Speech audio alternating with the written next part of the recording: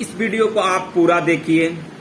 इसमें मैंने विवेक अग्निहोत्री की सच्चाई भी बताई है। ये वीडियो थोड़ा सा लंबा है, लेकिन आप इसे देखने की कोशिश कीजिएगा, आपको रियलिटी पता चलेगा कि सिचुएशन क्या थी। दोस्तों सी वॉच फुल वीडियो। मैंने इस वीडियो में द कश्मीर फाइल्स के डायरेक्टर विवेक अग्निहोत्री के बारे में असलियत मैंने बताई है। इस वीडियो को के मिड में आपको ये सुनने को मिलेगा। हेलो दोस्तों, आपका स्वागत है सेंस लर्नर में। दोस्तों मैं बात करने जा रहा हूं, अभी एक मूवी आई हुई है 11 मार्च को, जो मूवी रिलीज की है द कश्मीर फाइल्स। मैं उस पर बात करने जा रहा हूं। दोस्तों क्या है इस मूवी की रियलिटी, क्या है इस मूवी की मिथ, कितना सच्चाई है इसके अंदर में, मैं वो सारे चीज को बताने की कोशिश करूंगा। नेगेटिव और पॉजिटिव चीज हर एक चीज के बारे में बताने की कोशिश करूंगा। और जिस टॉपिक में मूवी बना है उस टॉपिक कहां तक सच है और जितना इसे प्रोपेगेंडा किया जा रहा है ये कहां तक सच है, मैं वो बताने की कोशिश करूंगा। दोस्तों मैं ये मूवी जो बेस्ड है 1990 मीन्स 1989 और 90 के बीच में एक सिचुएशन क्रिएट हुआ था जम्मू एंड कश्मीर में।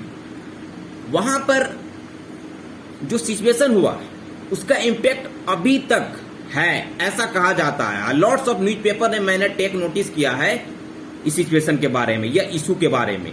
दोस्तों वो इशू क्या था जिसमें ये फिल्म बना है?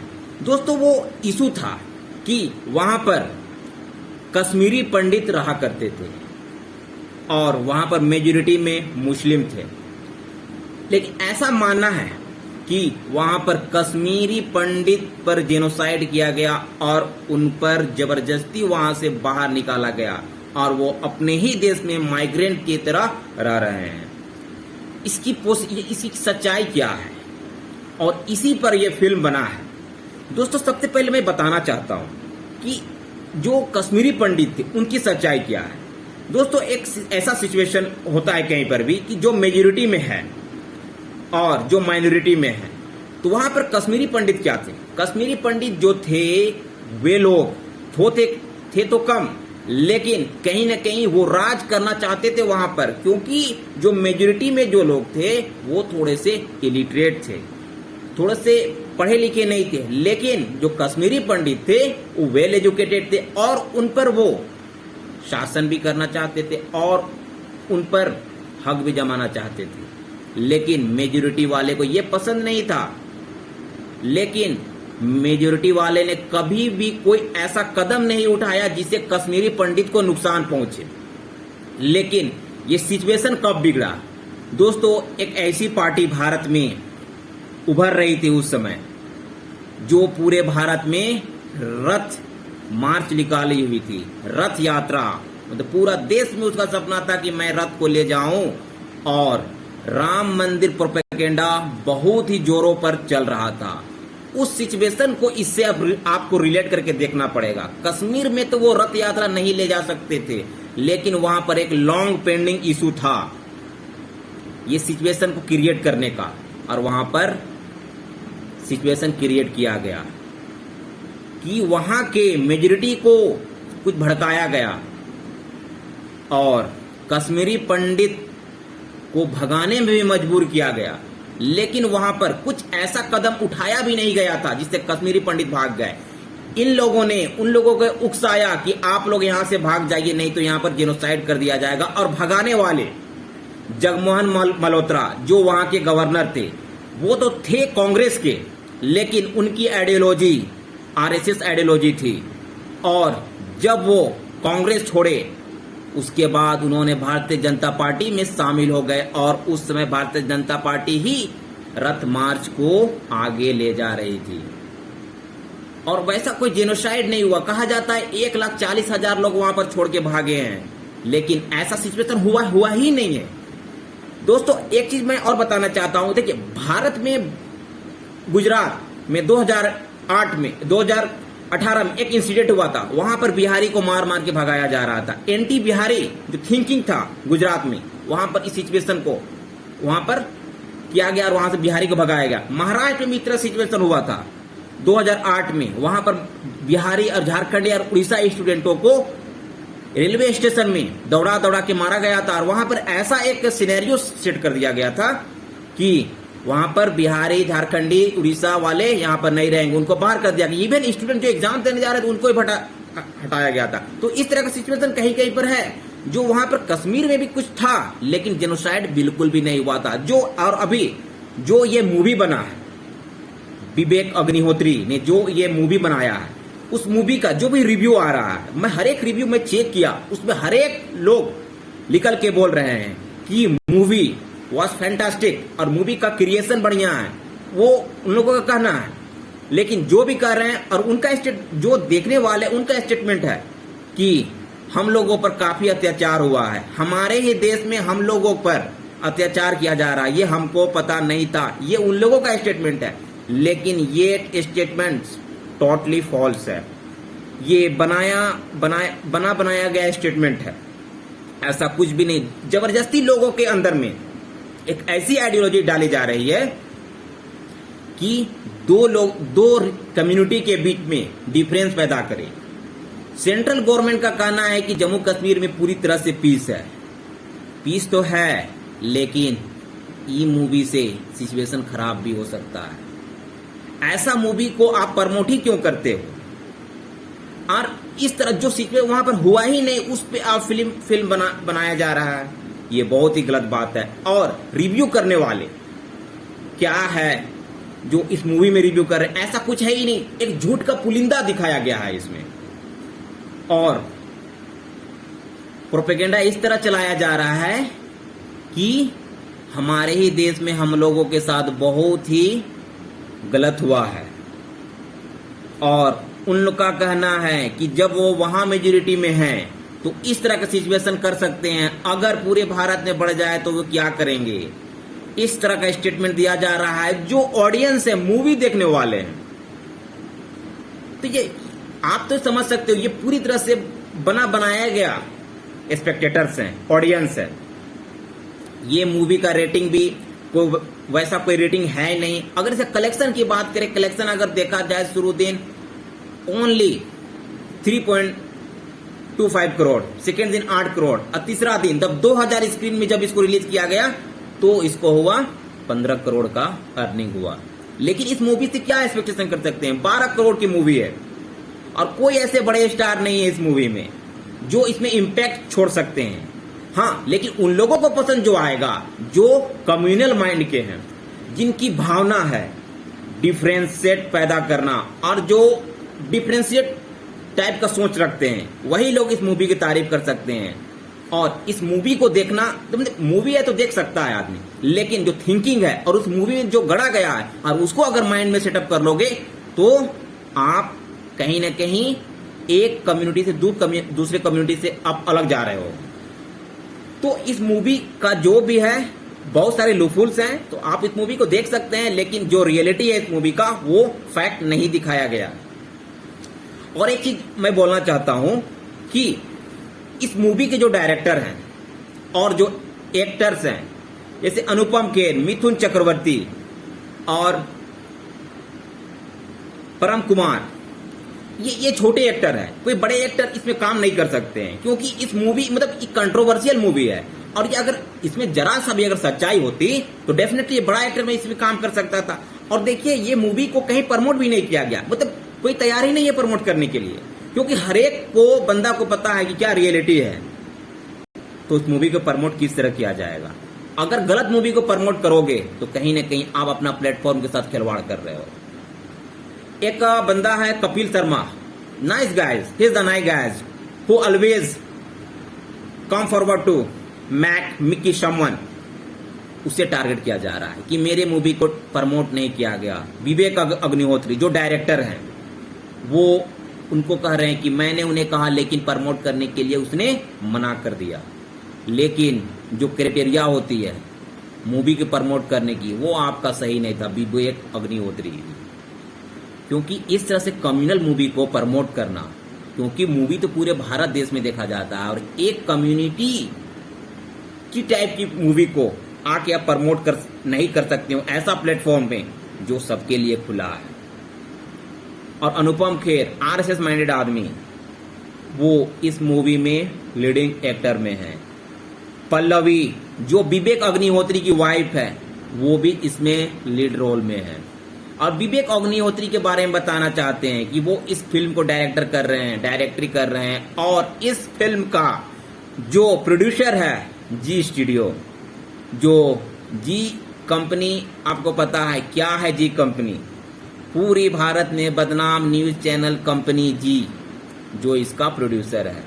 अगर हम इसके डायरेक्टर विवेक अग्निहोत्री की बात करें तो ये एक ऐसा शख्स है जो हमेशा कंट्रोवर्सी में फंसा हुआ रहता है।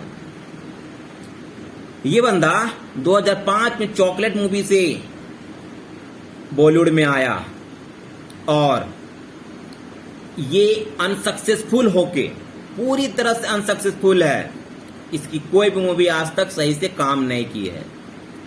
एक मूवी 2018 में इसने बना रहा था। तन्नुश्री दत्ता को इसने एक्टर के रूप में लिया था और तन्नुश्री दत्ता ने इस पर क्लेम किया था, एक्यूज किया था कि इसने तन्नुश्री दत्ता को कहा था कि तुम अपने कपड़े उतार के नाचो, जब शूटिंग नहीं हो रही थी उस समय इरफान खान के सामने और सुनील शेट्टी के सामने। लेकिन सुनील शेट्टी भाई बड़े एक्टर, उन्होंने साफ मना कर दिया इस तरह के काम करने से और उनको बहुत डांटा भी। और जस्ट लाइक दिवंगत मरहूम इरफान खान ने भी उनको फटकार लगाई थी। और एक चीज, विवेक अग्निहोत्री जी का ट्विटर अकाउंट भी ब्लॉक कर दिया गया था। ट्विटर ने ब्लॉक किया था क्योंकि ये बहुत ही मिसलीडिंग कंटेंट शेयर करते हैं ट्विटर में। और स्वरा भास्कर जो ह्यूमन राइट्स एक्टिविस्ट हैं, उनको प्रोस्टिट्यूट इसने कहा था और ट्विटर ने तब तक कहा था इनका अकाउंट को फिर से रीओपन नहीं करेंगे जब तक उनको जो गाली दिया हुआ वर्ड अगर ये डिलीट नहीं करते हैं। उसके बाद विवेक अग्निहोत्री ने उसे डिलीट किया, तब उसका अकाउंट को रिस्टोर किया गया था। दोस्तों लेकिन एक डिमांड आ रही है पूरी दुनिया में, सॉरी इंडिया में बहुत सारे मतलब ऐसे थिंकिंग के लोग, जो लोगों का कहना है कि बॉलीवुड से सपोर्ट नहीं मिल रहा है। अरे ऐसी मूवी में क्या सपोर्ट मिलेगा? ऐसा मूवी जो आप बना रहे हो उसमें सपोर्ट कोई नहीं कर सकता है। जो अच्छे विचार के लोग हैं वो नहीं सपोर्ट कर सकते हैं। इनका कहना है कि तीनों खान सपोर्ट करें। तीन खान सपोर्ट क्यों करेंगे? बड़े बड़े भी एक्टर हैं, अमिताभ बच्चन से, उससे भी आप मांगो इसमें सपोर्ट, वो भी सपोर्ट नहीं करने वाले हैं। अक्षय कुमार से मांगो सपोर्ट, वो भी सपोर्ट नहीं करने वाला बंदा है। क्यों ये सपोर्ट करेंगे इस तरह की मूवी को? अगर सपोर्ट करना था तो ये मूवी में ये खुद ही लीड एक्टर में काम नहीं करते। लेकिन और कुछ एक्टर हैं जिन्होंने इसमें, छोटे मोटे एक्टर, वही एक्टर कर सकता है जिसको मूवी कभी नहीं मिलता है। और शो कॉल्ड बॉलीवुड से बाहर की हुई कंगना रनौत, बीजेपी की हवा हवाई, आरएसएस माइंडेड गर्ल, वो कभी ये स्टेटमेंट से चूकती नहीं है। उसने स्टेटमेंट दिया है कि बॉलीवुड वाले बिकाऊ है, ये इसमें सपोर्ट नहीं कर सकते। वो बंदी सपोर्ट की है, लेकिन उसका भी इतिहास खराब रहा है। वो अपनी बहन के ऊपर खुद ही तेजाब फेंकवा ली और अपनी बहन की केयर करती है। ऐसी लड़की है कंगना रनौत। और एक चीज मैं बताना चाहता हूं कि बॉलीवुड में अब जमना है, टिकना है, तो आपको जो सरकार पावर में है उसके साथ आपको मिलके रहना पड़ेगा। तो आप बॉलीवुड में काम नहीं कर सकते हो। आप काम भी कीजिएगा तो आपकी मूवी को पसंद नहीं किया जाएगा। इसलिए कंगना रनौत ने जाकर एक पार्टी विशेष के गोद में बैठ गई है। और विवेक अग्निहोत्री भी उनमें से ही हैं जो कश्मीर फाइल्स के डायरेक्टर हैं। विवेक अग्निहोत्री को 48 इंटरनेशनल इंडियन मूवी के लिए होस्ट के लिए उनको सिलेक्ट किया गया था इंफॉर्मेशन एंड ब्रॉडकास्टिंग